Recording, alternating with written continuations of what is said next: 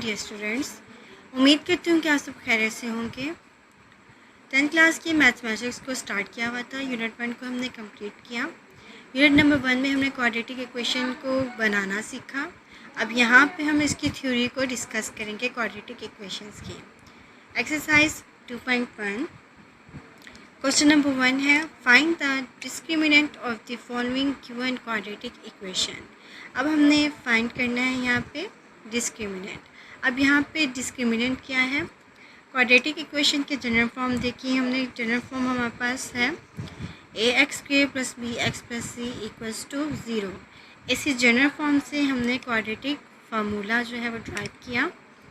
Quadratic formula हमारे पास है x = -b ± b² - 4ac √2a। तो यहाँ पे हमारे पास डिस्क्रिमिनेंट क्या हुआ? b² - 4ac। ये हमारे पास डिस्क्रिमिनेंट का फार्मूला है जो कि हमारे पास क्वाड्रेटिक इक्वेशन से ही ड्राइव किया गया है या लिया गया है। तो क्वेश्चन नंबर 1 के 1 पार्ट को हम सॉल्व कर लेते हैं। नंबर 1 का 1 पार्ट है 2x² + 3x - 1 = 0। ये क्वाड्रेटिक इक्वेशन गिवन है, इसका हमने फाइंड आउट करना है डिस्क्रिमिनेंट। तो डिस्क्रिमिनेंट का फार्मूला क्या है? b² - 4ac। अब यहाँ पे अगेन a की वैल्यू क्या है? 2, क्योंकि x² के साथ जो टर्म होती है वो हमारे पास a होता है। x के साथ हमारे पास b की वैल्यू होती है और ये कांस्टेंट हमारे पास c होता है। a b c की वैल्यू को हम अपने फार्मूले में पुट करेंगे डिस्क्रिमिनेंट के। b की वैल्यू है 3² - 4, a की वैल्यू है 2, c की वैल्यू है -1। 9 + 8 = 17। This is your answer.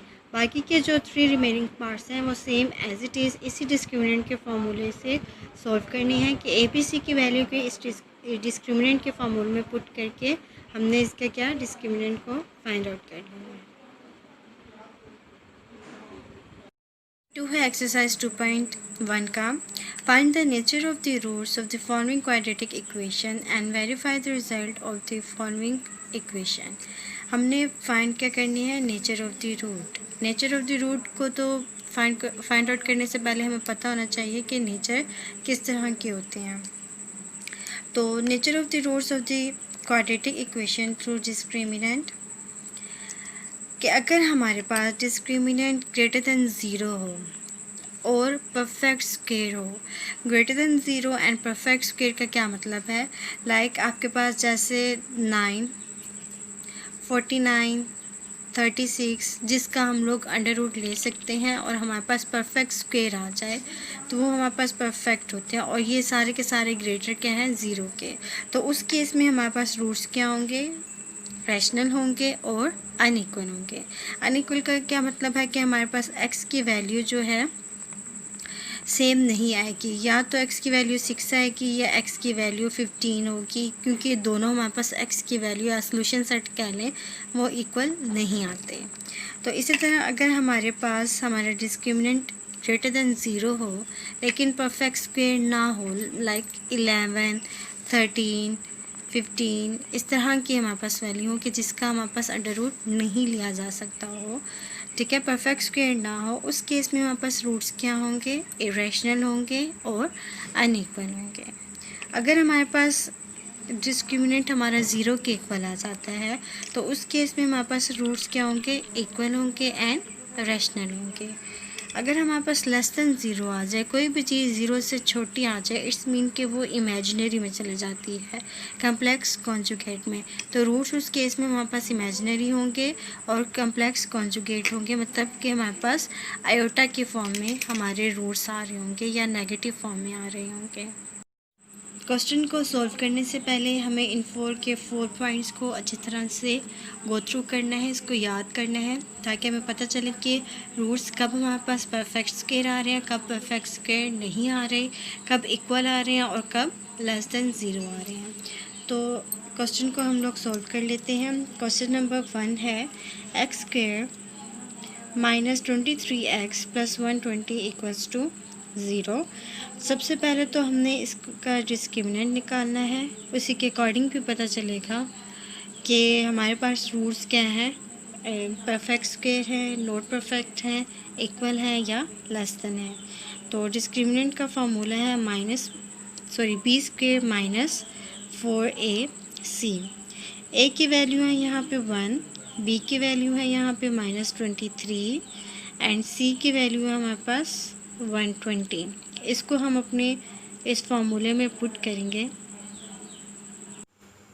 B की वैल्यू है -23 का स्क्वायर -4, ए की वैल्यू है 1 एंड सी की वैल्यू है 120।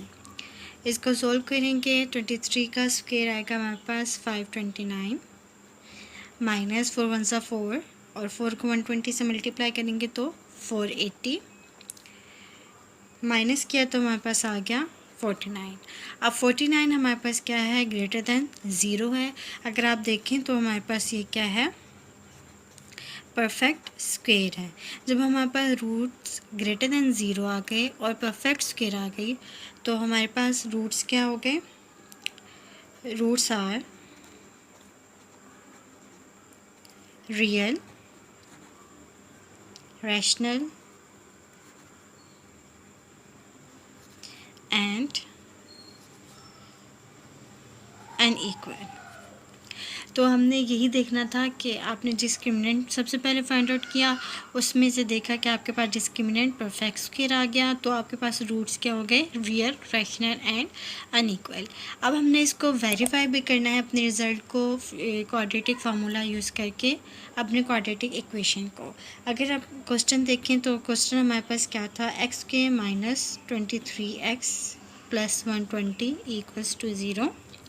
तो इसको हमने वेरीफाई करना है अपनी क्वाड्रेटिक इक्वेशन को। वेरीफाई कैसे करेंगे हम लोग, verify by applying quadratic formula. Quadratic formula हमारे पास क्या है, -b plus minus b square minus 4ac under the root divided by 2a। यहाँ पे अगेन हम a b c की वैल्यू को अपने क्वाड्रेटिक फार्मूला में पुट करेंगे। क्वाड्रेटिक इक्वेशन में वैल्यूज़ पुट की, वैल्यूज़ पुट करने के बाद हमने सॉल्व किया। सॉल्व करके हमने x की 2 वैल्यूज़ निकाल दी, मतलब कि हमारे पास ये 2 रूट्स आ गए हैं। दोनों रूट्स क्या है, अनइक्वल हैं। तो हम लोग क्या करेंगे, इसको हमने वेरीफाई भी कर लिया कि रूट्स डिस्क्रिमिनेंट परफेक्ट स्क्वायर था, तो रूट्स क्या हो गए, रियल। आप अगर देखें तो रियल ही है, यहाँ पे कोई आयोटा की टर्म्स या आयोटा की वैल्यू या नेगेटिव वैल्यू नहीं आ रही। इट्स मीन कि हमारे पास रूट्स क्या हो गए, रियल, रैशनल एंड अनइक्वल। तो हमने वेरीफाई भी कर लिया, डिस्क्रिमिनेंट भी निकाल लिया, हमने नेचर भी देख ली रूट्स की कैसी थी अपने क्वेश्चन की। तो बाकी के जो रिमेनिंग पार्ट्स हैं वो सेम एज इट इज़ हैं। Thank you. क्वेश्चन नंबर 3 है, for what value of k the expression k square x square plus 2 multiply k plus x 1x plus 4 is perfect square. कि हमारे पास ये expression कब perfect square बनता है, तो हमने इसको सॉल्व करना है और देखनी है कि इसकी के की वैल्यू क्या आती है हमारे पास। तो इसको सॉल्व करने के लिए वही फर्स्टली हमने सबसे पहले अपना डिस्क्रिमिनेंट फाइंड आउट करना है। तो डिस्क्रिमिनेंट का क्या फार्मूला होता है, बी स्क्वायर माइनस 4ac। ए की वैल्यू है यहाँ पे के स्क्वायर, बी की वैल्यू है 2k प्लस 1 और सी की वैल्यू है 4। ए बी सी की वैल्यू को अपने डिस्क्रिमिनेंट में पुट करना है। बी की वैल्यू पुट करेंगे 2k प्लस 1 का whole square minus 4k square और सी की वैल्यू है 4। 2 का स्क्वायर 4, k प्लस 1 का होल स्क्वायर, 4 4 ज़ा 16k स्क्वायर। अब यहाँ पे देखें k प्लस 1 का होल स्क्वायर है, इसका क्या मतलब है, a प्लस बी का होल स्क्वायर, और ये किसके इक्वल होता है, a square plus b square plus 2ab। इसके अकॉर्डिंग हम यहाँ पे सॉल्व करेंगे। तो 4 एज इट इज़। बाकी हमारे पास k का स्क्वायर प्लस 1 का square plus 2k1 minus 16k square as it is. अंदर सोल्व करेंगे k square plus 1 plus 2k minus 16k square. 4 को मल्टीप्लाई करेंगे सबके साथ, 4k स्क्वायर प्लस 4 1 ज़ा 4, 4 2 ज़ा 8k माइनस 16k स्क्वायर। अब ये k स्क्वायर की टर्म है, ये भी k स्क्वायर की टर्म है, तो इन दोनों को सॉल्व करेंगे तो हमारे पास आएगा minus 12k square plus 8k plus 4। इसमें से कॉमन लेंगे, कॉमन आ रहा है -4 कॉमन ले लिया, पीछे रह गया 3k square minus 2k minus 1 equals to 0। तो रूट्स को हमने देखना है कि कब परफेक्ट होंगे k की किस वैल्यू के लिए। तो हमने यहाँ पे k की वैल्यू को निकालना है, तो 4 वहाँ जाके क्या हो गया 0 हो गया। बाकी पीछे हमारे पास क्या बचा 3k square minus 2k minus 1 equals to 0। ये हमारे पास है quadratic equation in term of k। तो यहाँ पे मैं इसको बाय मिड टर्म रेट जो है या फैक्टराइजेशन के अकॉर्डिंग इसको सोल्व कर रही हूँ। तो इसके फैक्टर्स बने 3k square minus 3k plus k minus 1 equals to 0। वही फर्स्ट टू टर्म में से कॉमन लेंगे एंड नेक्स्ट टू टर्म में से कॉमन ले लेंगे। 3k आ गया फर्स्ट टू टर्म में से कॉमन, पीछे रह गया k माइनस 1। अब यहाँ पे कॉमन आ गया +1, पीछे रह गया k माइनस 1 इक्वल्स टू 0। दोनों ब्रैकेट सेम है, एक दफ़ा लिख लेंगे, और जो ब्रैकेट के बाहर है एक दफ़ा लिख लेंगे। अब 1 बाय 1 दोनों को किसके इक्वल रखना है 0 के इक्वल।